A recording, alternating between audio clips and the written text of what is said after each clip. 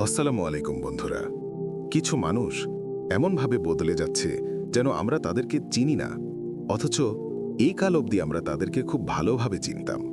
তো কি এমন হলো যে সেই লোকগুলো এমনভাবে বদলে গেল? সেটা হচ্ছে টাকা। হ্যাঁ, আপনি ঠিকই শুনছেন। টাকা এমনভাবে মানুষকে বদলে দিচ্ছে, তারা যেন সেই মানুষটা নয় যাকে আমি চিনতাম, আপনি চিনতেন। এখন তাদের কথাতে একটা কেমন যেন সুর থাকছে। কিসের সুর বলুন তো? হ্যাঁ, আপনি ঠিকই ধরেছেন, টাকার অহংকারের সুর। কিন্তু মহান আল্লাহ তো বলেছেন, অহংকারকারীদের তিনি পছন্দ করেন না। হাদিস কুদসিতে আল্লাহ তাআলা বলেন, অহংকার আমার চাদর এবং সম্মান আমার পোশাক।